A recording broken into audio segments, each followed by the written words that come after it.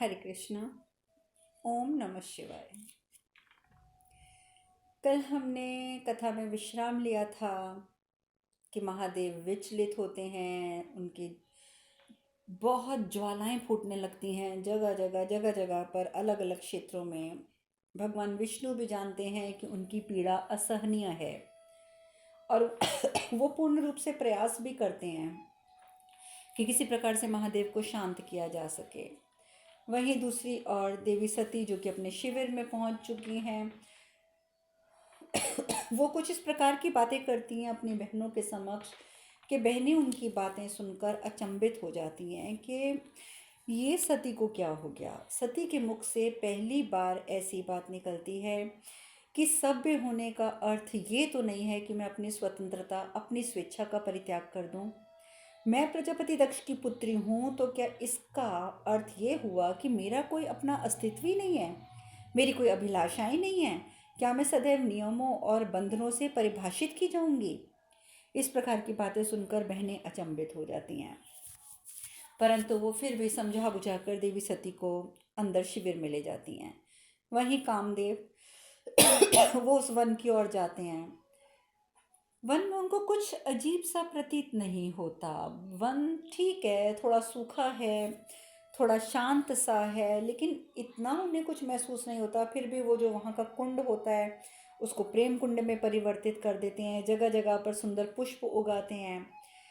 और उधर महादेव को अपने ध्यान में बैठे बैठे जब देवी सती नजर आती हैं, हर घटना जब उनको स्मरण होती है, चाहे वो घटना अच्छी थी या बुरी थी, एक और देवी सती उनके दिमाग में घूम रही हैं। दूसरी ओर उनको जो वन में बदलाव किया जा रहा था कामदेव के द्वारा, वो विचलित कर देता है और उनके नेत्र खुल जाते हैं।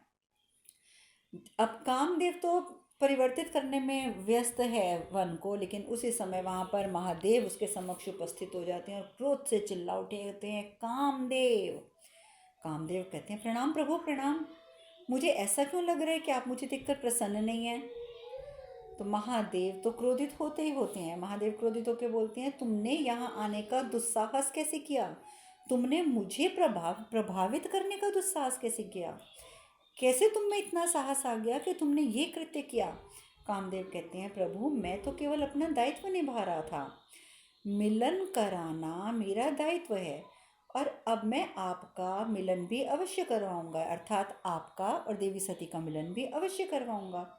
जैसे ही ये बात बोलते हैं कामदेव, महादेव क्रोध में आके त्रिशूल उठा लेते हैं। कहते हैं, तुम्हारा अंत अब निश्चित है कामदेव, तुम्हारा अंत अब निश्चित है। तुम में इतना दुस्साहस तुम में कि तुम मुझसे इस प्रकार से बात कर रहे हो। कामदेव घबरा जाते हैं, एकदम चरणों में बैठ जाते हैं। क्षमा करें प्रभु, दया करें प्रभु, क्षमा कर दें, मुझ पर दया करें। मैं समझ गया हूँ कि मेरा कोई प्रभाव आप पर नहीं हो सकता। मुझसे भूल हुई है प्रभु, मुझे क्षमा कर दीजिए। किंतु मैं यहाँ आपका अनादर करने नहीं आया था। ना ही हस्तक्षेप की कोई मेरी मंशा थी। हे महादेव, इस संसार पर भारी संकट है और यदि आप और शक्ति साथ हों तो फिर मेरी कोई आवश्यकता ही नहीं है। फिर मुझे क्या आवश्यकता है कि मैं यहाँ पर आऊँ और वन को परिवर्तित करूँ या कुछ और करूँ? और वैसे भी महादेव, मैं तो ब्रह्मदेव और नारायण को मैं आश्वस्त करके उनके आदेश का पालन करने आया था कि मैं उनके आदेश का पालन अवश्य करूँगा। आप मुझे केवल एक अवसर दे दें, सिर्फ एक अवसर प्रदान करें, मैं अपने वचनों को और दायित्वों को पूर्ण कर सकूं। परंतु महादेव अपने प्रति तो वो दायित्व पूर्ण करने की अनुमति नहीं दे सकते कामदेव को, लेकिन कहते हैं, स्मरण रहे, यदि तुमने पुनः ऐसा करने का प्रयत्न किया जो तुमने आज किया है तो मैं तुम्हें भस्म कर दूंगा। ये तुम्हारी पहली गलती है, सो तुम्हें मैं क्षमा कर रहा हूँ, पर ध्यान रहे, स्मरण रहे कि ये गलती की पुनरावृत्ति ना हो। कामदेव तुरंत हाथ जोड़कर वहां से प्रस्थान कर जाते हैं। वहीं दूसरी ओर देवी सती, वो सो ही नहीं पाती हैं। जब वो सोने का प्रयास करती हैं, जब निद्रा का प्रयास वो करने लगती हैं, तभी उन्हें महादेव के वचन जो हैं वो कानों में गूंजते नजर आते हैं। क्योंकि महादेव ने तो बहुत अच्छी अच्छी बातें भी करी थी। ठीक है, वो क्रोधित हुए थे, परंतु उनके अच्छे वचनों को भी देवी सती भूली नहीं है, उनके कानों में गूंजते रहते हैं, उठ के बैठ जाती हैं। अदिति भी साथ उनके लेटी होती हैं। अदिति बोलती हैं, क्या हुआ सती, क्या हुआ, निद्रा नहीं आ रही? देवी सती कहती हैं, दीदी ऐसा प्रतीत हो रहा है कि जैसे मुझे बाहर जाना है और मुझे बाहर जाकर किसी से मिलना है, जैसे मेरी कोई प्रतीक्षा कर रहा है। तो अदिति कहती हैं, सती तुम 2 दिन तक लगातार कठिनाइयों का सामना करती रही हो ना वन में, इसलिए तुम्हारा मन जो है वो अशांत है। कोई बात नहीं, एक आध दिन में सब कुछ नॉर्मल हो जाएगा, सब कुछ सामान्य हो जाएगा, तुम सो जाओ। परंतु सती नहीं सो पाती, उठकर शिविर से बाहर चली जाती हैं। पीछे पीछे अदिति भी आ जाती हैं। अदिति को देख के कहती हैं, दीदी वो पर्वत देख रही हो आप, जो सामने पर्वत दिख रहा है, मुझे वहीं जाना है। दीदी मुझे ऐसी अनुभूति हो रही है जैसे मैं इसी क्षण यदि वहाँ ना गई तो मेरे प्राण निकल जाएंगे, मैं मर जाऊंगी दीदी, मुझे अभी वहाँ जाना है। मुझे ऐसा प्रतीत हो रहा है कि जैसे मेरा अर्धभाग यहाँ नहीं है, कहीं और है, और कहीं और भी नहीं दीदी, मुझे ऐसा प्रतीत हो रहा है कि मेरा अर्धभाग उस सामने वाले पर्वत पर है। मेरे मन में कई शंकाएं उठ रही हैं दीदी, बहुत शंकाएं उठ रही हैं, भिन्न भिन्न प्रकार के प्रश्न उठ रहे हैं, जिसका उत्तर मुझे केवल वहीं मिलेगा। मुझे वहाँ जाना होगा दीदी, जाना होगा, मुझे वहाँ जाने दीजिए। लेकिन अदिति कहती है, नहीं सती नहीं, चलो अंदर, मैं तुम्हें नहीं जाने दे सकती हूँ, तुम वहाँ नहीं जा सकती हो। अगर पिताजी को ज्ञात हो गया कि तुम उस और पर्वत पे गई हो तो पिताजी तुम्हें क्षमा भी नहीं करेंगे, तुम अंदर चलो। फिर खींच के अंदर ले जाती हैं और उधर महादेव जो हैं वो कैलाश पर हैं। नंदी प्रेतगण प्रसन्न हो जाते हैं कि अरे हमारे महादेव वापस आ गए। महादेव अपने उसी वैरागी रूप में लेकिन कैलाश पर पहुंच जाते हैं, तो उनको चाहे उसी रूप में देखकर परंतु नंदी और प्रेतगण अत्यधिक प्रसन्न होते हैं। परंतु महादेव किसी से कोई बात नहीं करते, किसी की किसी बात का कोई उत्तर नहीं देते और जाकर अपने शिला पर, अपने आसन पर विराजमान हो जाते हैं। ब्रह्मदेव कहते हैं, महादेव का क्रोध तो प्रत्यक्ष होने लगा है नारायण। भगवान विष्णु कहते हैं, महादेव को पुनः वास्तविक रूप में लौटाने के लिए हम तीनों की ऊर्जाओं का सम्मिलित होना अति आवश्यक है। अर्थात त्रिदेवों की ऊर्जा जब एक साथ सम्मिलित होगी तभी वो उनको शांति मिलेगी और तभी वो अपने वास्तविक और सामान्य स्वरूप में आ पाएंगे। तो नारद मुनि कहते हैं, परंतु इस प्रक्रिया में आदिशक्ति का होना भी तो आवश्यक है प्रभु, उनका प्रत्यक्ष होना भी आवश्यक है। तो भगवान विष्णु कहते हैं, चिंता मत कीजिए देवर्षि, वो प्रक्रिया तो वैसे ही आरंभ हो चुकी है। और यही होता है, सती देवी निद्रा में होती हैं तो सुबह का समय हो जाता है। जब वो निद्रा में होती हैं तो अचानक उनके कानों में डमरू का नाद जाता है। उनको फिर लगता है कि जैसे वही विचित्र व्यक्ति है जो डमरू बजा रहा है। बहुत विचलित हो जाती हैं, बहुत विचलित हो जाती हैं, फिर बाहर आ जाती हैं, फिर कैलाश को निहारने लगती हैं। और इस समय तक सुबह का समय हो गया था तो बहनें भी निश्चिंत हो गई थी, बहनें भी जा के अपने कामों में लगी हुई थी कि देवी सती गहरी नींद में है। लेकिन देवी सती उठती हैं और कैलाश पर्वत की ओर चल पड़ती हैं अकेले ही। वहीं ब्रह्मा जी और विष्णु जी भी कैलाश पहुंच जाते हैं। वो दोनों भी कैलाश पहुंचते हैं। उनको देखते ही नंदी जी कहते हैं कि हे नारायण, मेरे प्रभु कब शांत होंगे, मेरे प्रभु कब स्थिर होंगे? भगवान विष्णु कहते हैं, समय आ गया है नंदी, समय आ गया है उनके शांत होने का, उनके स्थिर होने का, उनके अपने सामान्य रूप में वापस आने का, इसीलिए हम यहाँ पर उपस्थित हुए हैं। तो इस प्रकार से बहुत प्रसन्न होते हैं नंदी, क्योंकि उन्हें लगता है कि अब महादेव जो है अपने सामान्य रूप में आ जाएंगे। वहीं दक्ष प्रजापति वो शिविर में पहुंच जाते हैं और वहीं दूसरी और बहनों को ये ज्ञात होता है कि सती तो शिविर में ही नहीं है। अब अदिति को शक होता है कि कहीं वो सती पहले की तरह पर्वत की ओर तो नहीं निकल गई। दोनों दौड़ती हैं पर्वत की ओर, क्योंकि उन्हें लगता है कि दक्ष प्रजापति अर्थात उनके पिता जब यहाँ आ गए हैं, उपस्थित हो गए हैं, तो वो आते ही बोलेंगे कि सती को यहाँ लेकर आओ। तो हम सती को कहाँ से प्रस्तुत करेंगे, सती तो इस समय फिर शिविर में नहीं है। दोनों पर्वत की ओर चल पड़ती हैं। वहीं सती जो हैं वो लगभग कैलाश की सीमा पार करके कैलाश में पहुंच जाती हैं और दूर खड़े होकर वो क्या देखती हैं कि उनको अजीब सा, दूर से उन्हें सिर्फ इतना नज़र आता है कि कोई है जो एक शिला पर बैठा है। वहाँ पर प्रेतगण भी हैं, वंदी जी भी दिखती हैं। वहीं उनको थोड़ा सा ये भी एहसास होता है कि कोई बहुत ऊर्जा निकल रही है। और वो ऊर्जा किसकी होती है? महादेव और सॉरी भगवान विष्णु और ब्रह्मदेव के शरीरों से उत्पन्न होने वाली ऊर्जा होती है। और महादेव के शरीर से भी ऊर्जा निकलती है, उन दोनों की भी ऊर्जा निकलती है। और उन तीनों की ऊर्जाओं का जब समन्वय होता है तो वहाँ पर एक बहुत बड़ा प्रकाश पुंज उपस्थित हो जाता है। और देवी सती को यदि कुछ नज़र आता है तो यही नज़र आता है कि कुछ ऊर्जाएं आपस में टकरा रही हैं और एक बहुत बड़ा विशाल प्रकाश पुंज है, और उस प्रकाश पुंज में वो सब कुछ लुप्त हो गया है जो उन्हें पहले हल्का हल्का दिखा था, कि जैसे वो विचित्र व्यक्ति वहाँ बैठा है और ये एक दो चीज़ें उन्हें दिखी थी, परंतु सब कुछ लुप्त हो जाता है। और यदि वहाँ कुछ रह जाता है तो सिर्फ और सिर्फ एक बहुत बड़ा प्रकाश पुंज, चारों ओर रोशनी ही रोशनी। और सबसे बड़ी बात है कि देवी सती को वो प्रकाश पुंज नज़र आता है। उस प्रकाश पुंज में लुप्त होते वो सब आकृतियाँ नज़र आती हैं, जैसे विचित्र व्यक्ति अर्थात महादेव की, भगवान विष्णु आदि की, नंदी आदि की। परंतु जब उनकी बहनें वहाँ पहुँचती हैं तो उन्हें कुछ नज़र नहीं आता। उन्हें ऐसा प्रतीत होता है कि जैसे सती सिर्फ और सिर्फ शून्य की ओर निहार रही हैं, सिर्फ शून्य निहार रही हैं। वो हैरान हो जाती हैं, वो सती को कहती हैं चलो वापस चलो, लेकिन सती उनकी अपनी बहनों की बात सुनती नहीं। बस वो वहीं खड़े खड़े मुस्कुराती रहती हैं, मुस्कुराती रहती हैं। उनके मुख से सिर्फ एक शब्द निकलता है, प्रकाश पुंज। लेकिन उनकी बहनों को कोई प्रकाश पुंज नज़र नहीं आता। उनकी बहनें ज़बरदस्ती उन्हें खींचते हुए वापस लेके आती हैं। और जब ये प्रक्रिया चल रही होती है, तीनों ऊर्जाएं आपस में मिलती हैं, एक बड़ा सा प्रकाश पुंज वहाँ पे जो कैलाश पर देवी सती को नज़र आता है। उन सब चीज़ों का, उन घटनाओं का प्रभाव जो है समस्त ब्रह्मांड पर फैलता है।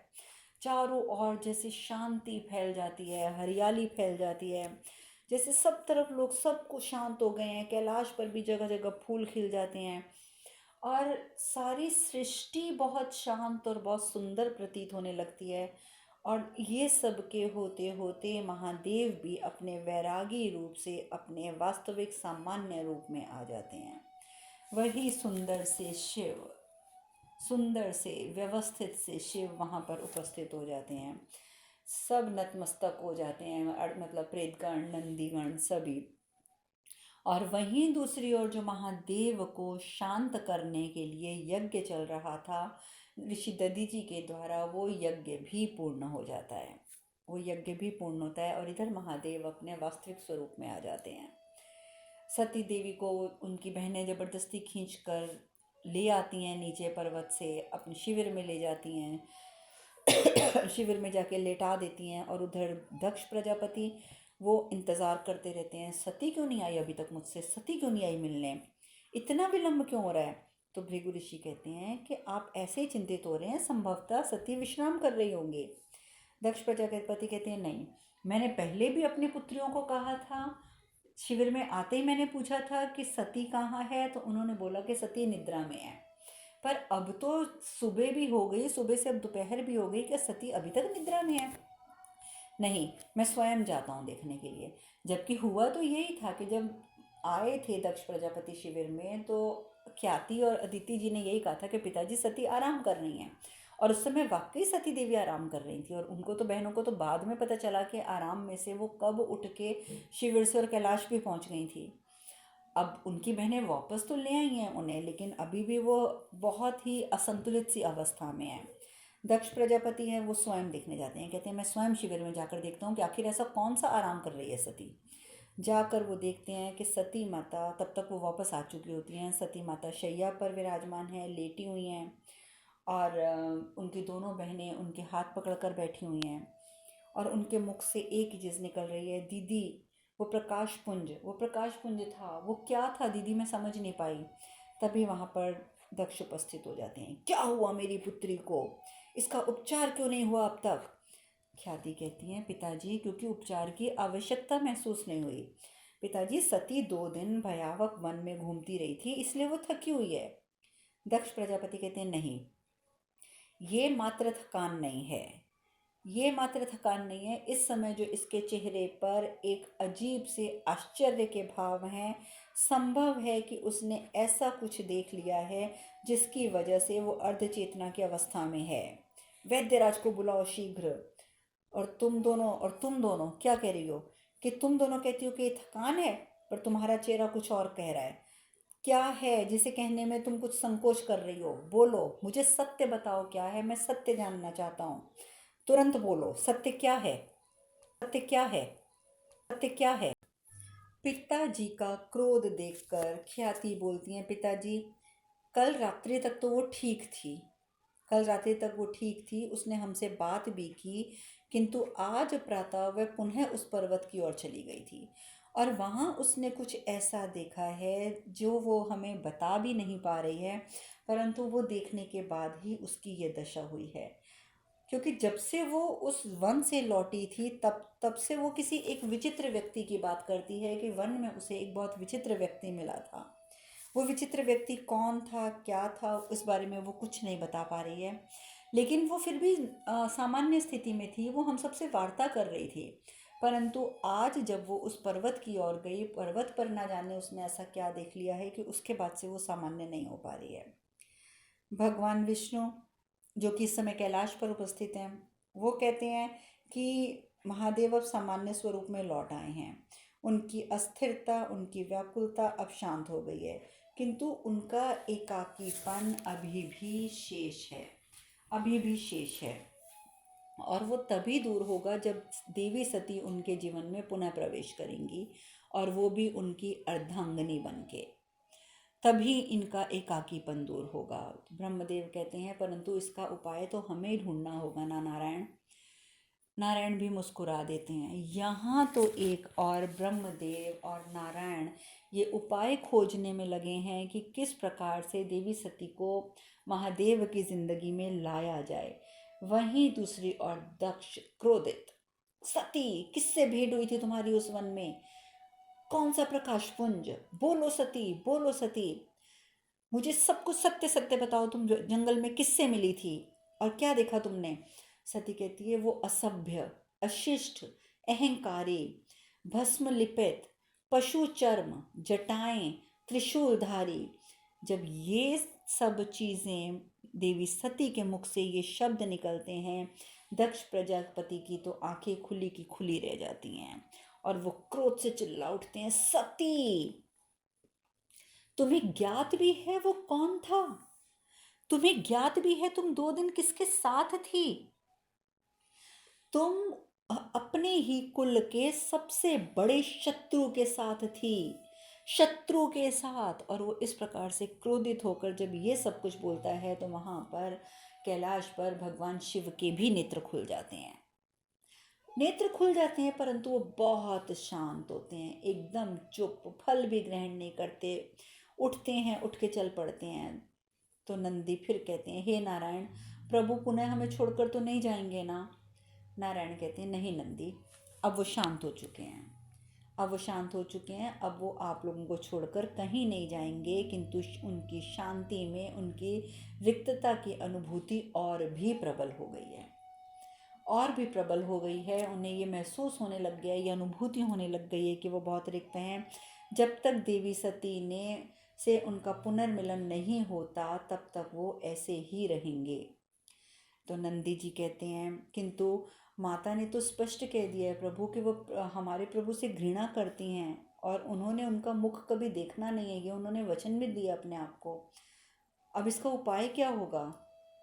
भगवान विष्णु कहते हैं, एक विकल्प शेष है महादेव को वैराग्य से बाहर लाने के लिए, परंतु तुम चिंतित मत हो, अब सब कुछ हो जाएगा।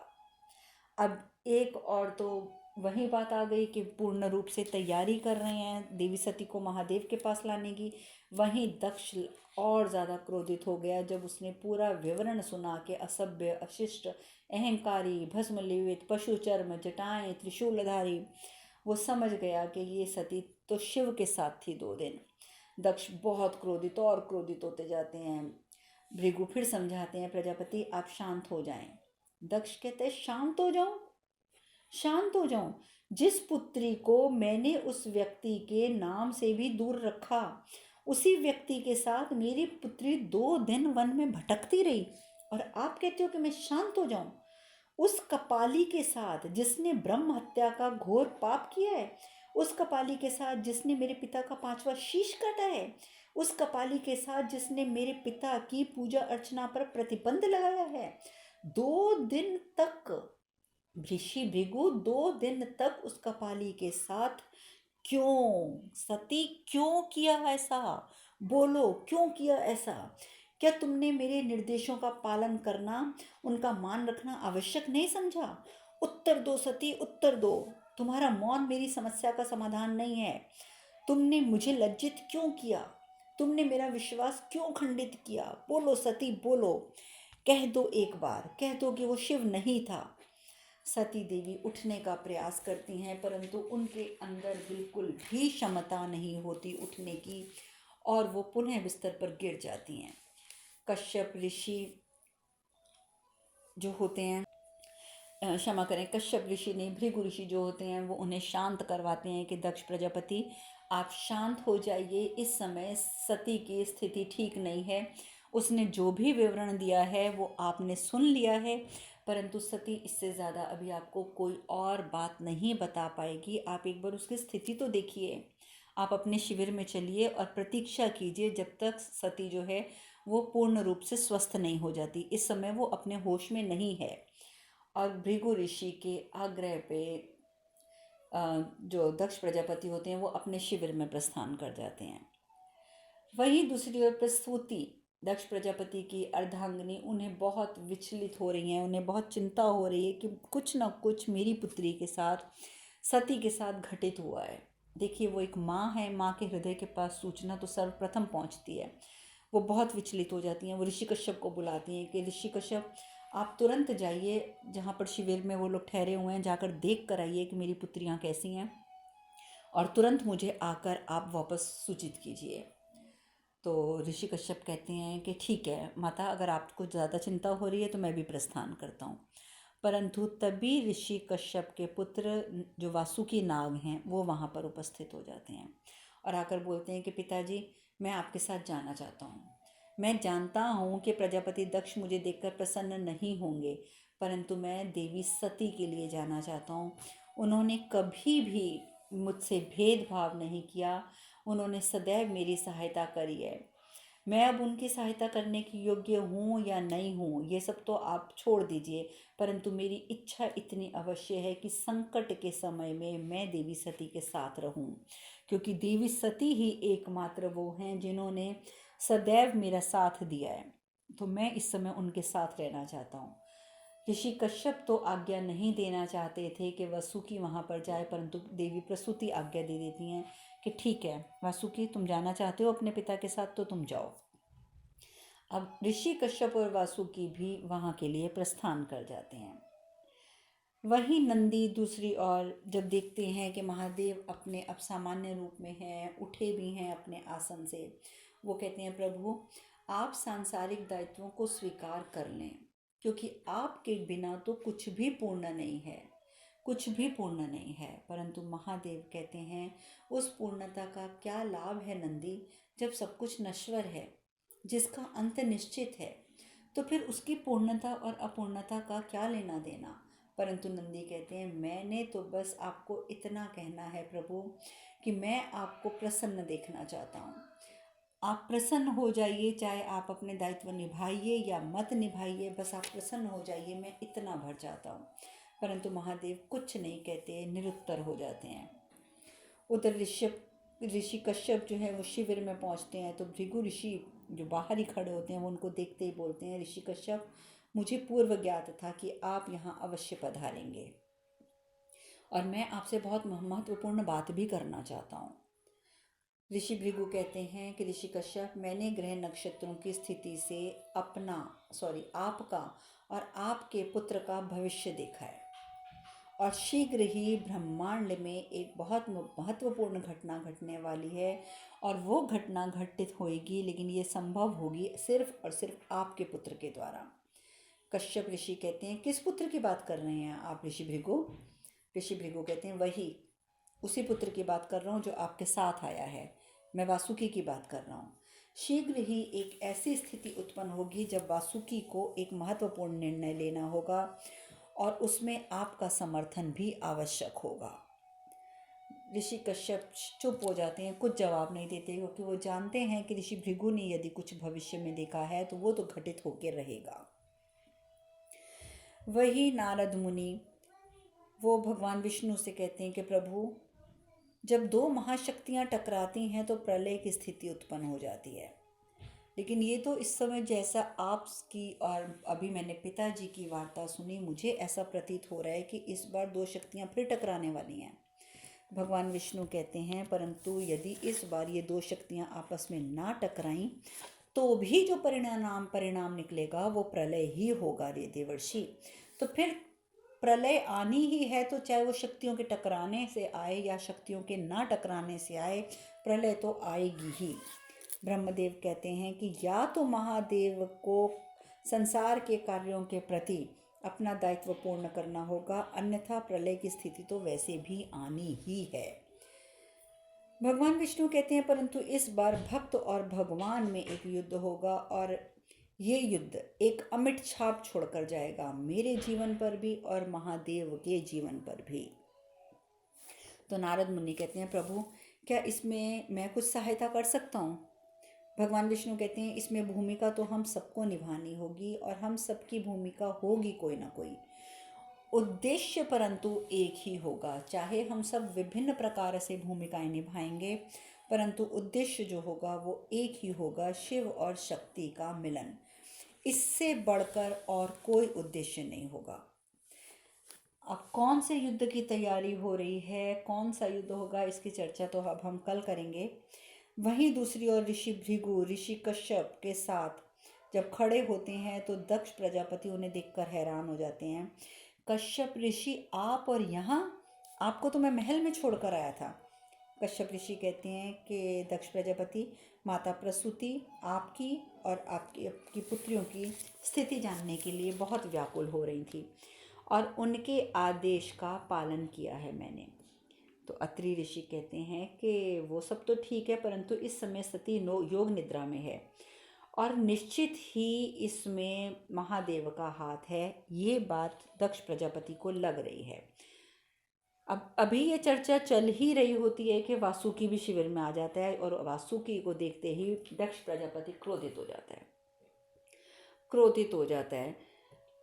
अब कश्यप ऋषि जो हैं वो कहते हैं कि प्रजापति, वासुकी को सती की चिंता हो रही थी, इसलिए वो मेरे साथ आया है, तो इसलिए कृपया करके आप क्रोधित मत होइए। तो प्रजापति बोलते हैं, क्रोधित ना हो क्यों? क्या जो लोग यहाँ पर हैं वो सती का ध्यान रखने में सक्षम नहीं है, जो वासुकी को यहाँ आना पड़ा? और ये विशैला सर्प कहीं ये तो नहीं सिद्ध करना चाहता कि वो सप्तऋषियों और प्रजापति से भी ज़्यादा श्रेष्ठ है? कहीं ये तो नहीं सोच रहा कि वो यहाँ पहुंचकर मुझे प्रभावित कर लेगा? वासुकी कहते हैं, नहीं प्रजापति, नहीं, कदापि नहीं। मैं तो यहाँ पर मात्र सहायता करने आया हूँ देवी सती की। दक्ष प्रजापति बोलते हैं, अच्छा, तुम क्या सहायता करोगे? वासुकी कहते हैं कि देखिए प्रजापति, देवी सती की जो अवस्था है, यदि उसके दोषी स्वयं भगवान शिव हैं तो मैं कैलाश पर जाकर उनसे कहूँगा कि जो समस्या उन्होंने उत्पन्न की है उसका निवारण भी वही करेंगे। मैं उनसे जाकर ये बात कहूँगा। दक्ष प्रजापति कहते हैं, ऐसी मूर्खता को तुम सहायता कहते हो? ऐसी मूर्खता को सहायता कहते हो? क्या सोचते हो तुम? क्या सोचते हो कि वो वैरागी तुम्हारी बातों को महत्व देगा, कोई समाधान निकालेगा? क्या सोचते हो तुम? कश्यप ऋषि कहते हैं, प्रजापति, यदि मेरा पुत्र प्रयास करना चाहता है तो कृपया उसे अनुमति दे दीजिए।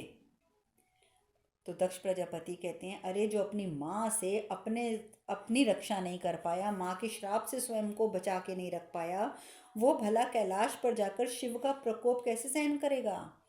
जो अपनी माँ के श्राप से सर्प बना घूमता है, तो वो महादेव का यानी कि भगवान शिव का प्रकोप कैसे सहन कर पाएगा? और संभवतः वो अशिष्ट शिव वासुकी को क्रोध में आकर भस्म कर देगा। तो फिर वो क्यों जाना चाहता है वहाँ पर? वासुकी कहते हैं, यदि ऐसा है तो आप मुझे सहर्ष जाने की अनुमति दे दें। मुझे जाने दीजिए, मुझे भस्म हो जाने दीजिए। इस बार अगर ऐसा हो जाता है, यदि शिव मुझे भस्म कर देते हैं, तो बारंबार आपको मुझे देखकर लज्जित नहीं होना पड़ेगा, जाने दीजिए मुझे। बल्कि फिर तो ये सब बातें सुनकर दक्ष प्रजापति कहते हैं, ठीक है, उचित है, जाओ प्रयास करो, और लेकिन यहाँ से तुरंत प्रस्थान कर जाओ। और ये बात सुनते ही ऋषि वासुकी जो होते हैं, सर्प वासुकी वहाँ से प्रस्थान कर जाते हैं। ब्रह्मा विष्णु ने भी ये सब कुछ देखा। विष्णु जी के इशारे पर गरुड़ भी वहाँ से प्रस्थान करते हैं और भगवान विष्णु कहते हैं कि अब आरंभ हो चुका है, अब आरंभ हो चुका है। अब आगे क्या होता है ये चर्चा हम कल करेंगे। आज कथा में यहीं विश्राम लेंगे। हरे कृष्ण कृष्ण कृष्ण हरे हरे, हरे राम राम राम हरे हरे। आप सब खुश रहें, सुखी रहें, स्वस्थ रहें। हरे कृष्णा। ओम नमः शिवाय, ओम नमः शिवाय, ओम नमः शिवाय, ओम नमः शिवाय, ओम।